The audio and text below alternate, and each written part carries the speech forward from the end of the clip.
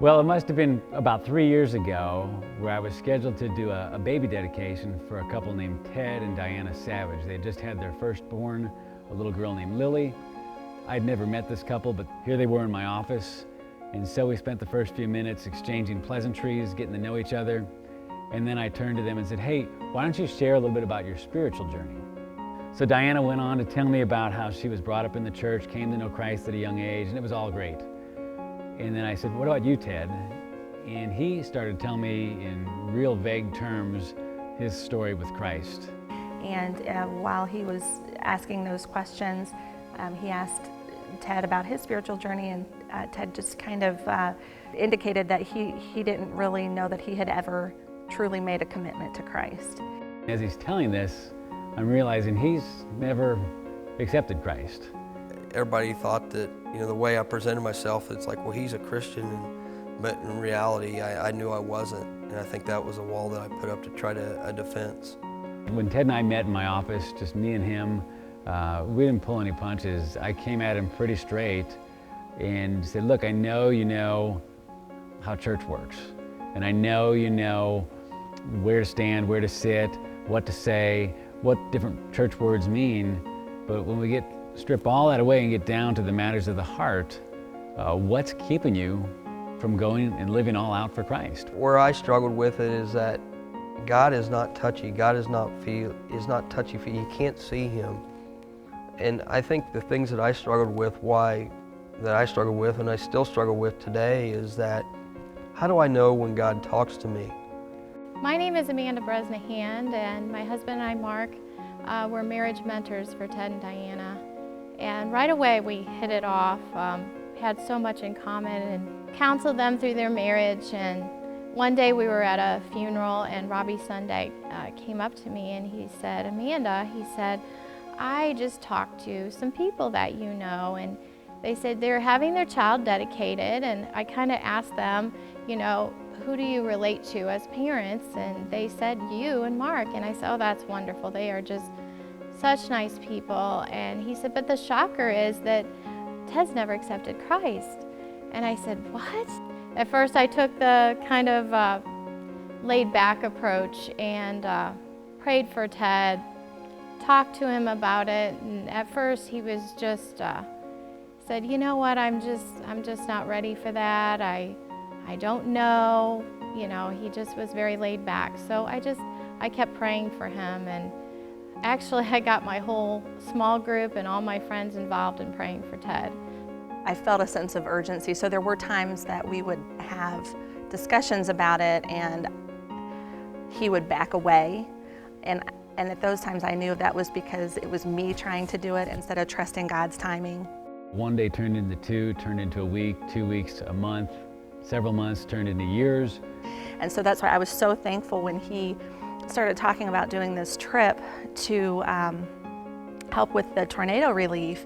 There was a chance to go to a missionary trip, and I'd always wanted to go, but something always came up. And then this time around, I was just sitting in church, and I guess it was a gut feeling, and Dinah said, you ought to go. And I said, I can't go. I said, you're expecting. He was hesitant to do it because the timing of the trip was going to be such that it was when I was on maternity leave, or actually the first week that I was to go back to work after maternity leave. And so if he went on this trip, that would leave me at home with 2 little girls by myself. But I just trusted that God was going to work it out. I just felt like that was really where he was supposed to go, and I just kept encouraging him that he needed to do that, and I knew everything else was going to work itself out, and it did. When I found out that Ted was going on this missions trip, I was really excited about it because I just had this feeling God is going to meet him there. I kept praying, God, pursue him, call him to you.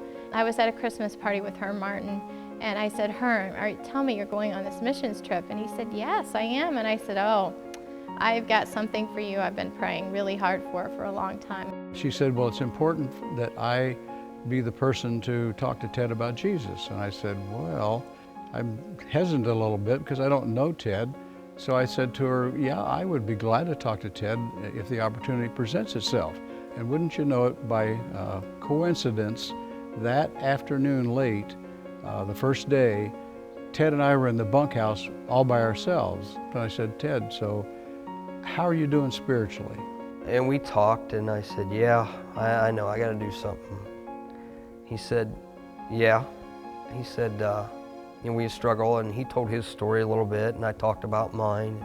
He was so close, and I told him so. I said, you're just a head away and a heart 18 inches away from accepting Jesus. You're so close. And I said, I don't know whether it will happen on this trip or not, but I know it's going to happen, and it probably will happen soon. And I said to him, I will just leave it at that. It may or may not happen on this trip, but God will lead you and prompt you, and you'll know when it's time. And he said, Ted, he goes, there's a lot of people praying for you, more than you know. And the next morning we went back to the roof, and I remember at break, I was roofing that morning, and that it was just weighing heavy on my heart. And I went to her, and I just was thinking that I've got to do this. I've got to do it for my 2 girls. I've got to do it for my wife. He came up to me, he looked at me right in the eye, and he says, I'm ready. And I went just dead myself. I thought, oh, I'm not ready. I said, I'm not ready, because I don't have my Bible, I don't have my little spiel. And he was speechless, and that's, Herm, Martin, if you can leave him speechless, that's pretty good. And he said, well, I'm ready. And I said, no, I'm just teasing you. So I gave him the sinner's salvation prayer, and he accepted Christ as his Lord and Savior, and it would be the center of his life. And it was great. He called me that night, and he was excited, and he was crying, and he was, I could hear it in his voice. He was different. I could hear it. I saw him at church, and he said, I accepted Christ. He said, I knew that you were going to pray me into salvation. And I said, that's right, I was never giving up on you. And she looked at me and she goes, Ted, you just don't realize how many people were praying for you. I don't think you'll ever know. I said, how many were there, man? And she goes, don't worry about it. She goes, he got the job done, and that's all that matters.